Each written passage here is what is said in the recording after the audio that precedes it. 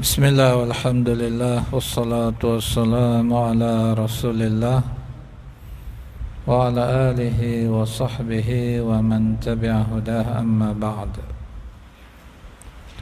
Pada petang ini kita masuk kepada bab yang terakhir, iaitu bab yang ke-10 yang berkaitan dengan at-tawabi'. At-tawabi' merupakan kalimah-kalimah yang mengikuti kalimah yang lain pada i'rabnya. Oleh itu diletakkan bab ini bab yang terakhir sekali selepas daripada al-marfu'at, al-mansubat dan al-majrurat. Diletakkan bab tawabi'. Kerana apa? Kerana tawabi' ini dia tak ada i'rab yang khusus bagi dia. Dia mengikut kalimah yang sebelumnya. Kalau sebelumnya marfu', maka dia pun menjadi marfu'. Sebelumnya mansub, dia menjadi mansub. Begitulah seterusnya. Apa yang dimaksudkan dengan at-tawabi'? At-tawabi' itu adalah jam'un bagi at-tabi'. Tabi'un maknanya pengikut. Tabi'un pengikut. Yang dimaksudkan dengan pengikut di sini adalah kalimah-kalimah yang mengikut kalimah yang lain pada i'rabnya. Kata penulis, at-tawabi'u adalah perkataan yang mengikut i'rab perkataan sebelumnya. Apabila kalimah sebelumnya marfu', maka ia menjadi marfu'. Apabila kalimah sebelumnya mansub, maka ia menjadi mansub. Dan begitulah seterusnya. Kalimah yang diikuti i'rabnya ini dipanggil matbu'. Tabi' pengikut, dan yang diikuti itu dipanggil matbu'. Nanti kita akan jumpa istilah yang khusus pula bagi tabi' dan matbu' ini bagi jenis-jenis tawabi' nanti. Yang penting kita faham dahulu apa makna tabi' dan apa makna matbu'. Di dalam bahasa Arab ada 4 jenis kalimah yang menjadi tawabi'. Kita kena ingat 4 jenis kalimah ini dia akan mengikut i'rab kalimah yang sebelumnya. Iaitu apa dia? Iaitu yang pertamanya an-na'tu, yang keduanya al-'athfu, yang ketiganya at-taukid, dan yang keempatnya al-badal. Kita akan baca satu persatu maksud bagi tawabi' ini. Apa itu na'at, apa itu ataf, apa itu taukid, dan apa itu badal. Sekarang ini kita masuk kepada yang pertama, iaitu an-na'tu. Apa dia an-na'tu? Kalimah an-na'tu yang membawa maksud sifat. Kalimah yang didatangkan untuk menyatakan sifat bagi sesuatu perkara, itu dipanggil dengan an-na'tu. Dalam ilmu bahasa Arab pun, ilmu nahwu pun, ia dipanggil na'tun ataupun dipanggil dengan sifah. Yang pentingnya kita faham, na'tun ini merupakan kalimah yang membawa makna sifat. Contohnya cantik, ataupun rajin, atau malas, ataupun buruk dan sebagainya. Jadi sekarang ini kalimah-kalimah yang menunjukkan sifat ini di dalam istilah ilmu nahwu dipanggil dengan na'tun. Kata penulis, pengikut ataupun tabi', yang pertama adalah an-na'tu. Ianya adalah tabi' yang menyatakan tentang sifat bagi matbu'nya. Contohnya apa? Ja'at talibul mujtahidu. Telah datang seorang pelajar yang bersungguh-sungguh. Jadi sekarang ni kita tengok i'rab dia. Jaa fi'lun madin mabni 'ala al-fathi. At-talibu jadi apa? At-talibu jadi fa'il. Setiap fi'lun kena ada fa'ilnya. Fa'il makna dia pelaku perbuatan. Sekarang ni mana fa'il bagi jaa? Iaitu at-talibu. At-talibu dia marfu' kerana dia adalah fa'il. Kita dah belajar dalam ba'al marfu'at, antara kalimah yang marfu' itu adalah fa'il. Jadi at-talibu fa'il, dia marfu'. Sekarang ni al-mujtahidu. Al-mujtahidu apa i'rab dia? Al-mujtahidu adalah na'tun bagi at-talibu. Al-mujtahidu makna dia yang bersungguh-sungguh. Jadi di sini sifat bagi talib, pelajar yang bersungguh-sungguh. Dia menyatakan sifat bagi at-talib. Jadi kalimah yang seperti ini yang didatangkan untuk membawa makna sifat bagi sesuatu perkara dalam bahasa Arabnya dipanggil dengan na'tun, ya. Kalau ada alif lam kita sebut an-na'tu. Jadi na'tun ni dia mengikut kalimah yang sebelumnya, matbu' dia, iaitu at-talibu. At-talibu marfu', maka al-mujtahidu juga dia marfu' sebab dia na'at bagi at-talibu. Itu yang pertamanya yang kita kena faham dahulu berkaitan dengan an-na'tu, iaitu an-na'tu menyatakan sifat bagi sesuatu perkara.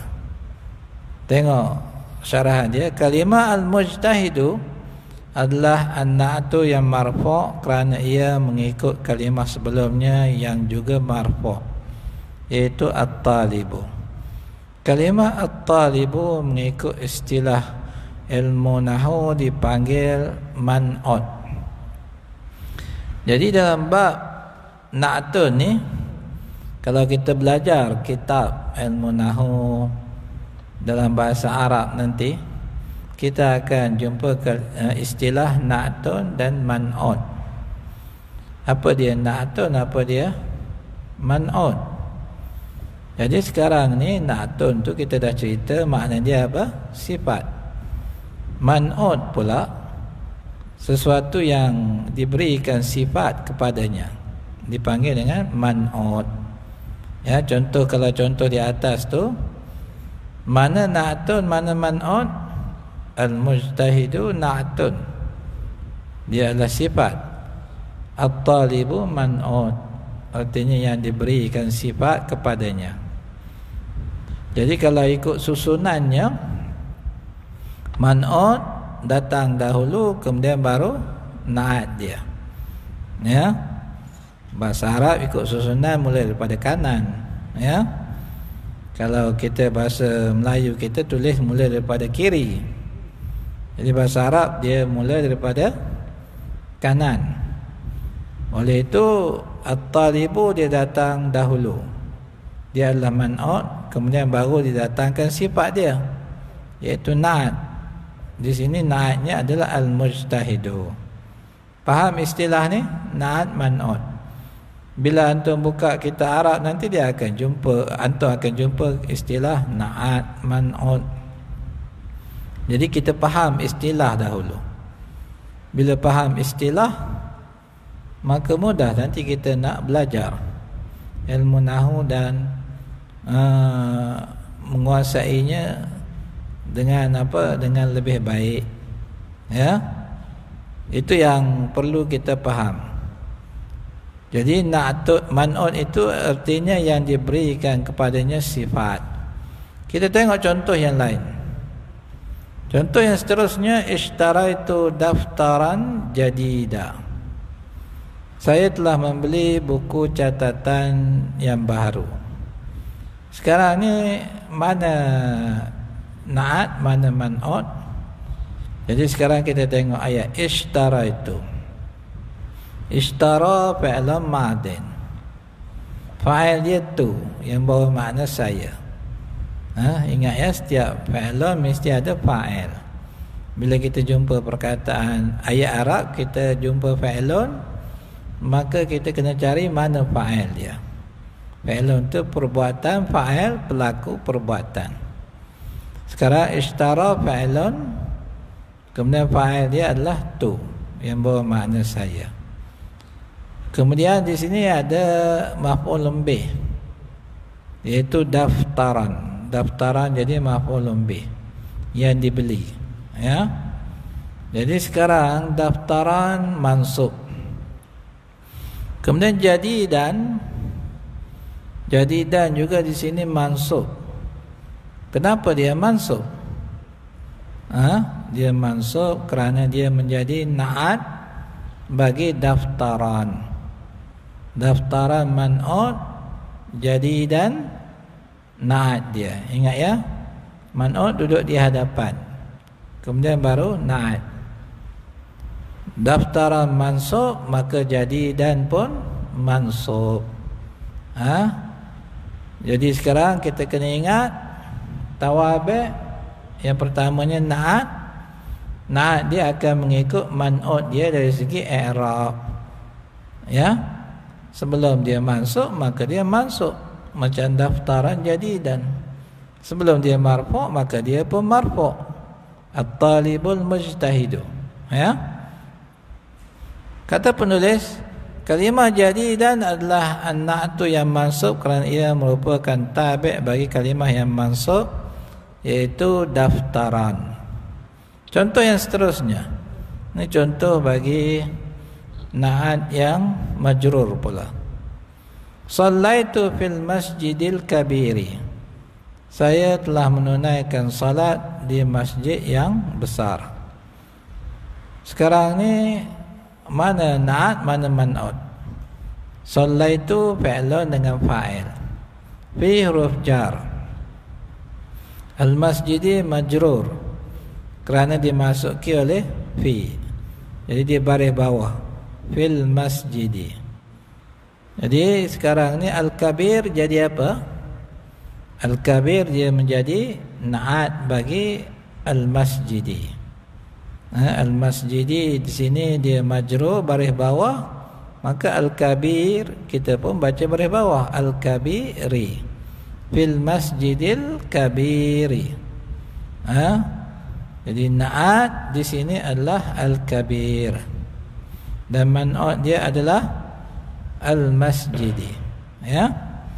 Kalimah al-kabir adalah an-na'tu yang majrur kerana ia merupakan tabi' bagi kalimah yang majrur, iaitu al-masjidi. Sekarang kita nak belajar pula di dalam ilmu nahwu, na'at itu terbahagi kepada dua. Na'at terbahagi kepada dua. Itu apa dia? Kata penulis, an-na'tu terbahagi kepada dua. Yang pertamanya, an-na'tul haqiqi, iaitu perkataan yang menyatakan sifat bagi matbu'nya. Na'at terbahagi kepada dua. Yang pertamanya dipanggil na'tun haqiqi, yang keduanya dipanggil na'tun sababi. Sekarang kita nak belajar apa itu na'tun haqiqi dahulu. Yang dikatakan dengan an-na'tul haqiqi itu, iaitu perkataan yang menyatakan sifat bagi matbu'nya. Sifat yang didatangkan itu memang untuk matbu' dia ataupun man'ud dia, bukan sifat itu untuk perkara yang lain. Bila kita belajar na'at sababi nanti, na'at itu sifat juga, tapi bukan untuk matbu' dia, tapi sifat itu didatangkan untuk perkara yang lain. Sekarang ni kalau na'at itu ianya merupakan sifat bagi matbu' dia, maka itu dipanggil dengan an-na'tul haqiqi. Kata dia iaitu perkataan yang menyatakan sifat bagi matbu'nya, bukan perkara yang lain. Macam contoh yang kita baca kat muka surat sebelah tu lah. At-talibul mujtahidu. Al-mujtahidu sifat siapa? Sifat at-talib. Daftaran jadidan. Jadidan sifat bagi apa? Bagi daftaran. Begitu juga al-kabir sifat bagi al-masjid. Memang ianya sifat bagi matbu' dia ataupun man'ud dia. Seperti contoh di atas, kalimah al-mujtahid menyatakan sifat bagi kalimah yang sebelumnya, iaitu at-talib. Itu yang pertama. Kalaulah sifat itu merupakan sifat bagi matbu'nya, maka itu dipanggil apa? Dipanggil dengan an-na'tul haqiqi. Ya. Yang kedua pula an-na'tus sababi. Bila antum belajar na'tus sababi, antum akan faham dengan lebih jelas lagi apa yang dimaksudkan dengan an-na'tul hakiki dan apa yang dimaksudkan dengan an-na'tus as-sababi. Tengok apa pula an-na'tus sababi.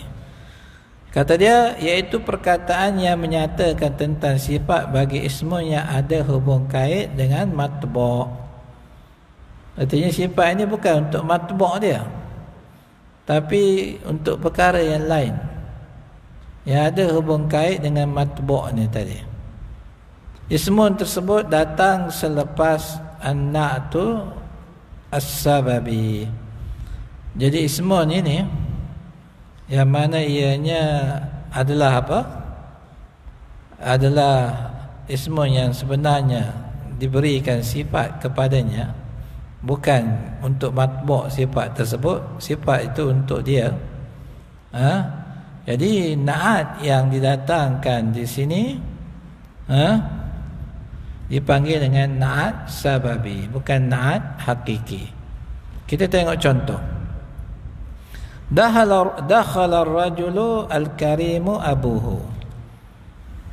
Di sini na'atun sababi, bukan na'atun hakiki. Apa makna ayat ini? Dia kata telah masuk seorang lelaki yang mulia ayahnya.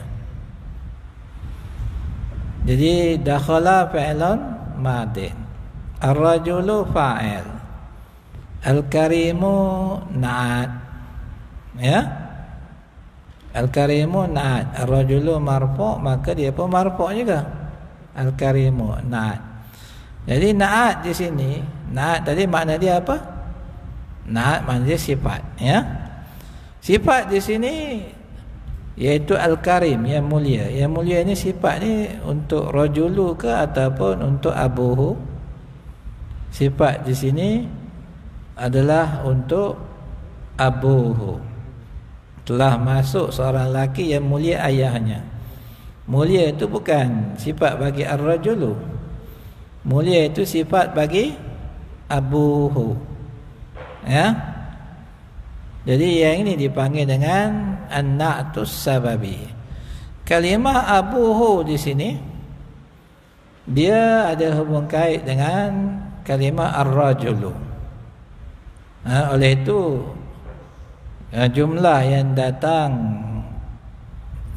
kalimah yang datang selepas selepas daripada na'at ini, dia akan disandarkan kepada domir ganti nama yang kembali kepada matbu'nya, iaitu ar-rajulu matbu' dia. Jadi sekarang abuhu, abu dia ada sandar kepada domir yang kembali kepada ar-rajulu, ya, yang kembali kepada ar-rajulu. Jadi sifat karim ini ianya adalah untuk siapa? Untuk abuhu, bukan untuk ar-rajulu. Yang ini dipanggil dengan an-na'tus sababi. Jadi beza dengan an-na'tu hakiki. Na'tun hakiki sifat memang untuk matbu' dia yang datang sebelum daripadanya, dan na'tun sababi sifat itu untuk siapa? Untuk perkara yang lain yang ada hubung kait dengan matbu' ni tadi. Ya. Kalimah al-karimu marfu' kerana ia menjadi na'tun bagi ar-rajulu yang marfu'. Namun sifat al-karimu di sini sebenarnya bukanlah sifat bagi ar-rajulu. Ianya merupakan sifat bagi abuhu yang datang selepasnya. Inilah yang dipanggil dengan an-na'tus sababi. Yang dalam Quran pun ada. Rabbana akhrijna min hadhil qaryati adh-dhalimi ahluha. Jadi adh-dhalimi ini bukan sifat bagi qaryah. Adh-dhalimi ini sifat bagi apa? Ahluha. Wahai Rabb kami, keluarkanlah daripada penempatan ini, kampung ini yang zalim. Siapa? Penduduknya. Jadi bukan kampung tu yang zalim. Sifat zalim tu adalah untuk penduduknya, ya. Jadi ini dipanggil dengan apa? An-na'tus sababi. Sifat itu adalah untuk kalimah yang datang selepas daripada na'at ini, yang ada hubung kait dengan matbu', ya. Jadi itu pembahagian na'at. Na'at terbahagi kepada dua, iaitu na'at hakiki dan na'at sababi. Sekarang kita masuk penjelasan yang lebih lagi berkaitan dengan kedua-dua na'at ini. Kata penulis, hukum hakam berkaitan dengan an-na'atu. Yang pertamanya, na'atun itu sama ada hakiki atau sababi, mengikut man'utnya pada dua perkara. Faham dah istilah man'ut? Man'ut itu matbu' dia lah. Man'ut itu adalah yang datang sebelum daripada na'at, ya, yang datang sebelum daripada na'at. Jadi sekarang ni dia kata na'tun itu sama ada hakiki ataupun sababi, dia mengikut man'ut pada dua perkara, ya. Yang pertama apa dia? I'rab dia. Yang pertama i'rab dia. Jadi kalau man'ut dia marfu', dia pun marfu'. Kalau man'ut dia mansub, dia pun mansub. Begitulah seterusnya. Macam contoh yang kita baca tadi, ja'at talib, apa dia? Ja'at talibu al-mujtahidu. Sekarang ini dari segi i'rab sama ada na' hakiki ataupun na' sababi, dia mengikut man'ut, ya. Ja'ar rajulul karimu abuhu. Ar-rajulu marfu', al-karimu pun marfu', ya.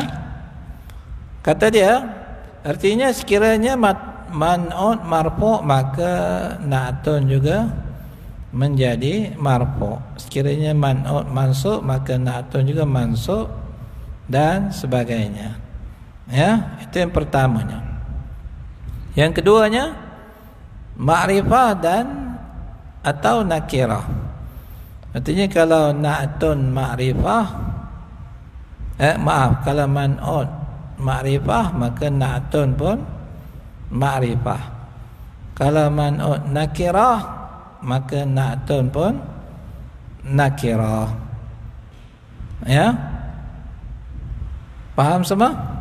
Contoh macam tadilah, daftaran nakirah, maka dia pun nakirah. Jadi dan, ya. At-talibu ma'rifah, ada alif lam, maka al-mujtahidu pun ma'rifah juga, ada alif lam. Dah faham istilah nakirah ma'rifah, ya. Jadi tengok semula dalam penjelasan yang lalu apa maksud nakirah, apa maksud ma'rifah. Sekarang ni pada dua perkara ini, na'at sama ada hakiki ataupun sababi, dia kena ikut man'ut dia, iaitu pada ja'at talibul mujtahidu, hakiki. Sekarang ni contoh yang pertama, at-talibu ma'rifah, ada alif lam, maka al-mujtahidu juga ma'rifah, ada alif lam, sebab man'ut dia ada alif lam. Contoh yang kedua, anta talibun mujtahidun. Kamu seorang pelajar yang bersungguh-sungguh. Mana man'ut di sini? Man'ut dia talibun. Na'at dia mujtahidun. Oleh kerana talibun nakirah, maka mujtahidun yang merupakan na'at juga ianya datang dalam bentuk nakirah. Jadi kesimpulannya, na'at itu sama ada hakiki ataupun sababi, dia akan mengikut man'ut pada dua perkara, iaitu pada i'rab dan juga pada nakirah dan ma'rifah. Kemudian kata dia, kalimah al-mujtahidu adalah sifat bagi at-talibu, manakala kalimah mujtahidun pula sifat bagi talibun. Kedua-dua sifat ini mengikut man'utnya dari segi ma'rifah dan nakirah. Yang keduanya, an-na'tul hakiki, bukan na'tun sababi, ataupun tidak na'tun sababi, mengikut man'ut pada dua perkara lagi. Jadi sekarang ni na'tun hakiki, dia mengikut man'ut pada dua perkara lagi. Jadi berapa semua? 4 lah. Ya. Dan na'tun hakiki tak mengikut man'ut pada dua perkara ini. Dia ikut pada dua perkara yang pada nombor 1 tu saja. Jadi apa dia yang diikuti oleh na'at bagi man'utnya pada dua perkara yang seterusnya? Iaitu yang pertamanya apa? Tazkir dan juga ta'nis. Tazkir dan ta'nis itu maksudnya apa? Artinya kalau man'ut muzakkar, maka na'tun juga muzakkar. Kalau man'ut mu'annas, maka na'tun juga mu'annas. Muzakkar mu'annas faham? Muzakkar tu yang merujuk kepada lelaki, ataupun kalimah yang merujuk kepada benda yang tak ada padanya tak marbutah, juga dipanggil dengan muzakkar. Kalau yang merujuk kepada perempuan, maka dipanggil dengan mu'annas. Begitu juga kalimah yang merujuk kepada benda yang ada tak marbutah, maka ianya juga dipanggil mu'annas. Tak marbutah apa dia? Orang Melayu kita panggil tak simpul. Dia ada tak maftuhah, ada tak marbutah. Tak maftuhah tu macam tak yang alif ba tak. Tak tu tak maftuhah. Tak dia terbuka kan bentuk dia. Kalau tak marbutah, dia simpul macam itu. Itu dipanggil dengan tak marbutah. Jadi tak marbutah ni adalah tanda ta'nis, untuk menunjukkan kalimah itu mu'annas. Jadi kalau kalimah yang merujuk kepada benda, dia ada tak marbutah, dia adalah mu'annas. Dia adalah mu'annas. Jadi kalau yang tak ada tak marbutah dipanggil muzakkar. Nanti antum belajar tinggi lagi, antum akan jumpa ada kalimah yang merujuk kepada benda tak ada tak marbutah ataupun dikira sebagai mu'annas juga. Itu kemudian cerita ya. Tapi kita nak faham dahulu, biasanya bagi kalimah yang tak ada tak marbutah, maka dia digunakan dalam bentuk muzakkar. Jadi sekarang ni dia nak beritahu bahawa na'tun hakiki ni akan mengikut man'ut pada tazkir dan ta'nis. Maksud pada tazkir dan ta'nis tu artinya kalau man'ut muzakkar, na'at pun datang dalam bentuk muzakkar. Kalau man'ut mu'annas, maka na'at pun datang dalam bentuk mu'annas. Kita tengok contoh. Raja'al fatal muhadzabu. Di sini Apa makna dia? Pemuda yang bersopan santun tersebut telah pulang. Raja'a fa'ilun, al-fata fa'il. Jadi fata di sini dia marfu'. Tanda rafu'an dia adalah dhammah muqaddarah. Dhammah yang diandaikan ada pada huruf yang terakhir, iaitu alif, al-fata. Jadi sekarang al-fata dia marfu'. Jadi al-muhazzabu juga marfu' lah, kerana dia menjadi na'at. Dia menjadi na'at, sifat bagi al-fata. Dia marfu'. Sekarang ni al-fata muzakkar atau muannas? Pemuda. Muzakkar lah, orang lelaki kan. Orang lelaki muzakkar. Jadi al-muhazzabu pun datang dalam bentuk muzakkar. Ya. Tengok contoh bagi muannas pula. Ra'aitul fatatal muhazzabata. Saya melihat seorang gadis yang bersopan santun. Jadi sekarang ni al-fatata di sini dia mansub. Dia adalah man'un. Al-muhazzabata dia adalah na'at. Jadi fatata di sini muannas. Jadi na'at dia juga datang dalam bentuk muannas, iaitu kita tambahkan tak marbutah hujung dia. Jadi apa? Al-muhazzabata. Kalau di atas tu muzakkar, al-fata muzakkar, maka dia jadi al-muhazzabu, tak ada tak. Ya. Yang penting antum faham di sini, kalaulah man'ut muzakkar, maka na'at pun muzakkar. Kalau man'ut muannas, maka na'at pun muannas. Kita ambil contoh yang lain. Contohnya baitun muzakkar ataupun muannas? Baitun muzakkar. Kita buat ayat contohnya, ini rumah yang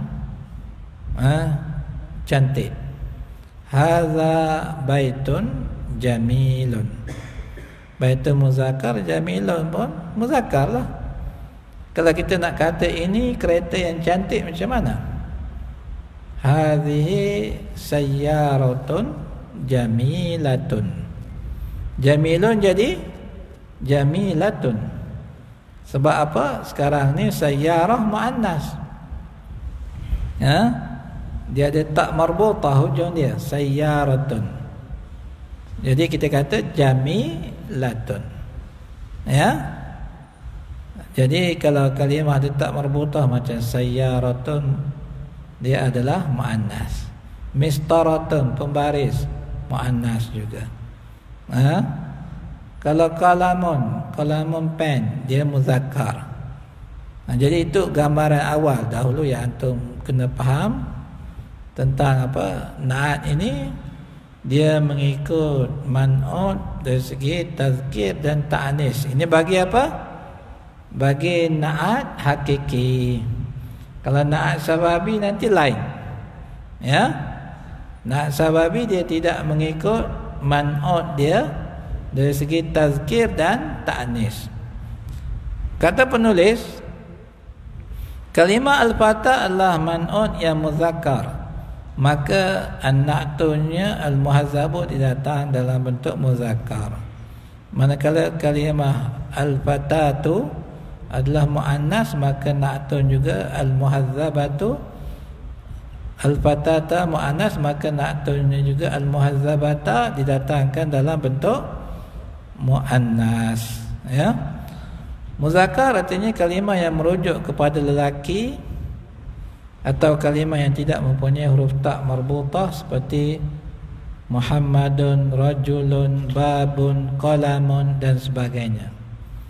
Jadi bila merujuk kepada lelaki ataupun kalimah yang tak ada tak marbutah dipanggil apa? Muzakkar. Muannas pula adalah kalimah yang merujuk kepada perempuan atau kalimah yang mempunyai huruf tak marbutah seperti Fatimatu, Fatimah perempuan lah, mana ada orang lelaki nama Fatimah kan. Kemudian imra'atun, sayyaratun, mistaratun dan sebagainya. Jadi dia letak marbutah hujung dia adalah muannas. Ya. Jadi sekarang ni na'tun sababi dia mengikuti yang pertamanya pada tazkir dan ta'nis. Selain daripada yang sebelumnya iaitu i'rab dan nakirah dan ma'rifah. Yang keduanya, bilangannya sama ada mufrad, musanna atau jam'un. Artinya kalau man'ut mufrad, na'at pun datang dalam bentuk mufrad. Kalau man'ut musanna, maka na'at pun datang dalam bentuk musanna. Begitu jugalah kalau man'ut jam'un, na'at pun datang dalam bentuk jam'un. Sekiranya man'ut adalah mufrad, maka na'atun juga mufrad. Begitulah seterusnya. Contohnya, kita ambil contoh di sini. Dia kata anta rajulun karimun. Mana na'at, mana man'ut di sini? Anta mubtada, rajulun khabar. Rajulun di sini dia adalah man'ut. Kamu seorang lelaki yang mulia. Rajulun man'ut, na'at dia apa? Karimun. Jadi rajulun mufrad, merujuk kepada seorang. Jadi na'at dia pun datang dalam bentuk mufrad. Kalau seorang kita pakai karimun. Kalau dua orang lain, kalau tiga orang lain. Ya. Tengok contoh bagi musanna pula. Antuma rajulani karimani. Kamu berdua merupakan dua lelaki yang mulia. Sekarang ni rajulani musanna. Jadi kita datangkan na'at dia juga dalam bentuk musanna. Kalau seorang karimun, kalau dua orang karimani. Ya. Contoh bagi jam'un pula, antum rijalun kiramun. Rajulun jam'un dia apa? Rijalun. Kamu lelaki-lelaki yang mulia. Jadi di sini rijalun adalah jam'un, maka na'at dia pun kita datangkan dalam bentuk jam'un. Jadi kiramun. Seorang karimun, dua orang karimani. Kalau ramai kiramun. Ya? Faham? Jadi masalah yang seterusnya, na'at hakiki itu mengikuti man'ut dia pada apa? Bilangan dia. Kalau man'ut mufrad, dia pun datang dalam bentuk mufrad. Begitulah seterusnya. Faham? Jadi kesimpulannya, na'at hakiki mengikuti man'ut pada berapa perkara? 4 perkara. Ya. Itu pada i'rab dia, kemudian pada nakirah dan ma'rifah, kemudian pada tazkir dan ta'nis, kemudian pada bilangan dia. Ya. Kata penulis, kalimah rajulun adalah man'ut yang mufrad, maka na'tun karimun juga mufrad. Kalimah rajulani adalah man'ut yang musanna, maka na'tun karimani juga datang dalam bentuk musanna. Manakala kalimah rijal adalah man'ut yang jam'un, maka na'tun juga kiram datang dalam bentuk jam'un. Jadi habis na'at hakiki. Sekarang kita masuk pada na'at sababi. Sebelum ni kita dah tahu na'at sababi dia mengikut man'ut pada i'rab dia dan pada nakirah dan ma'rifah. Kemudian pada yang lainnya dia tak mengikut man'ut dia. Kata dia apa? An-na'tus sababi pula sentiasa datang dalam bentuk mufrad, walaupun man'utnya merupakan musanna ataupun jam'un. Faham? Jadi na'at sababi dia tak ikut man'ut dia pada bilangan. Dia akan datang dalam bentuk mufrad sahaja. Ya, contohnya apa? Ra'aitu tullaba al-fadila muallimuhum. Aku melihat para pelajar yang mulia guru mereka. Sekarang ni mana dia man'ut? Man'ut dia at-tullab. At-tullaba man'ut. Mana na'at dia? Na'at dia al-fadila. Sekarang ni al-fadilah sifat ni dia untuk tulab ataupun untuk perkara yang lain? Sifat ni untuk perkara yang lain yang ada kaitan dengan man'ut ni, iaitu muallim. Yang mulia di sini bukan pelajar, yang mulia di sini maksud dia adalah guru mereka. Jadi sekarang ni at-tulab man'ut, al-fadilah na'at. Tulab mufrad ataupun musanna ataupun jam'un? Tulab jam'un. Al-fadilah dia adalah mufrad. Dia adalah mufrad. Ya. Oleh kerana dia na'at sababi, maka dia tidak mengikut man'ut pada bilangan. Ya.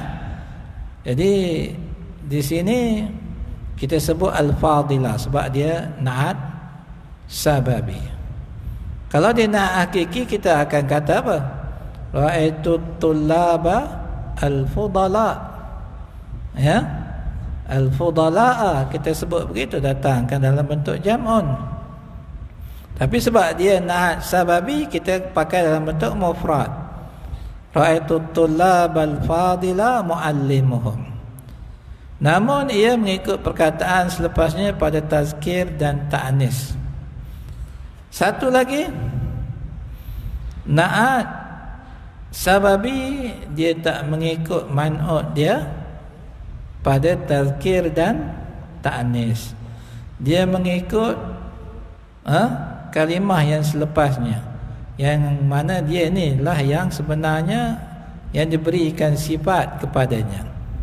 Artinya kalau kalimah selepasnya adalah muzakkar, maka na'at sababi datang dalam bentuk muzakkar. Kalau kalimah selepasnya muannas, maka na'at sababi datang dalam bentuk muannas. Dia tak ikut man'ut dia. Tengok contoh di sini. Zurtu tullaba al-fadila abuhum. Saya telah menziarahi pelajar-pelajar yang mulia ayah mereka. Artinya ayah mereka merupakan orang yang mulia. Sekarang al-fadilah na'at apa? Na'at sababi, bukan na'at hakiki. Kerana sifat mulia itu untuk abuhum, bukan untuk at-tullab. Jadi sekarang ini abu muzakkar ataupun muannas? Abu muzakkar. Jadi al-fadilah kita datangkan dalam bentuk muzakkar juga. Tengok contoh yang kedua. Zurtu tullaba al-fadilata ummuhum. Saya telah menziarahi para pelajar yang mulia mak mereka. Sekarang ini al-fadilata na'at, dan dia adalah na'at sababi. Sifat al-fadilah ni yang mulia ni untuk apa? Yang lain, bukan untuk at-tullab. Sekarang kalimah selepas al-fadilah muzakkar ataupun muannas? Muannas, sebab ummun perempuan. Oleh kerana yang datang selepas dia adalah muannas, maka kita sebut na'at ini dalam bentuk muannas juga. Kalau fadilun untuk muzakkar, kalau untuk muannas fadilatun. Al-fadila abuhum, al-fadilata ummuhum. Nanti antum akan belajar, akan datang dalam kitab yang lebih tinggi lagi, dia akan beritahu bahawa kalimah selepas daripada na'at sababi ini dia menjadi apa? Sama ada contohnya dia menjadi fa'il bagi na'at ini. Dia menjadi fa'il bagi na'at ini. Itu contoh ya. Macam di sini dia fa'il bagi na'at ini ya. Jadi sekarang ni kesimpulannya bagi na'at sababi, dia mengikut man'ut pada dua perkara sahaja, iaitu pada i'rab dan juga ma'rifah nakirah. Dan dia tak mengikut man'ut pada bilangan dia, dan juga tidak pada apa dia, tazkir dan ta'nis ya. Kalimah al-fadilah dan al-fadilata adalah na'tun sababi. Kedua-duanya mengikut kalimah selepasnya pada tazkir atau ta'nis. Kalimah al-fadilata didatangkan dalam bentuk muzakkar kerana kalimah selepasnya abu adalah muzakkar. Manakala kalimah al-fadilata didatangkan dalam bentuk muannas, maka kalimah selepasnya ummun adalah muannas. Kita baca ringkas sebelum kita berhenti ulang kaji itu. Dia kata apa? Pertama, at-tawabi' adalah perkataan-perkataan yang mengikut i'rab perkataan yang sebelum. Itu makna tawabi'. Yang kedua, tawabi' itu terbahagi kepada 4 kumpulan, iaitu na'tun, an-na'tu, al-'atfu, at-tawkidu dan al-badal. Kita dah belajar bab na'tun.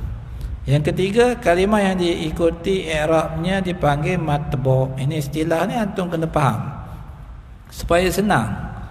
Bila baca buku Arab nanti kita fahamlah. Kalau tak faham nanti apa benda ni tabi', matbu', na'at, man'ut. Kalau kita tak faham istilah, sampai bila kita tak akan dapat menguasai ilmu nahwu. Yang keempat, an-na'tu adalah tabi' yang menyatakan tentang sifat yang ada pada matbu'nya. Yang kelima, ia terbahagi kepada 2, an-na'tul hakiki dan an-na'tus sababi. Yang keenam, an-na'tul hakiki adalah perkataan yang menyatakan sifat bagi matbu'nya. Yang ketujuh, an-na'tus sababi adalah perkataan yang menyatakan sifat bagi ismun yang lain yang ada hubung kait dengan matbu' di dalam ayat. Yang ke-8, an-na'tul hakiki mengikut man'ut ataupun matbu' pada 4 perkara, iaitu pada i'rabnya, nakirah dan ma'rifah, tazkir dan ta'nis dan bilangannya. Yang ke-9, an-na'tus sababi mengikut man'utnya pada 2 perkara sahaja, iaitu i'rab dan juga nakirah dan ma'rifah. Yang ke-10, an-na'tus sababi sentiasa datang dalam bentuk mufrad. Ingat ya, na'tus sababi dia tetap dalam bentuk mufrad. Yang ke-11, an-na'tus sababi mengikut kalimah selepasnya dari segi tazkir dan ta'nis. Jadi habis bab berkaitan dengan na'at. InsyaAllah pada hari esok kita buat hari esok kita buat nahwu, tak ada kitab tauhid. Sebab kita nak habiskan buku nahwu ni sebelum masuk Ramadan. Ya. Hari esok insya-Allah kita akan bacakan pula pasal yang kedua, iaitu tabi' yang kedua, iaitu ataf. Wallahu ta'ala a'la wa a'lam. Subhanallah. Alhamdulillah. La ilaha illa anta.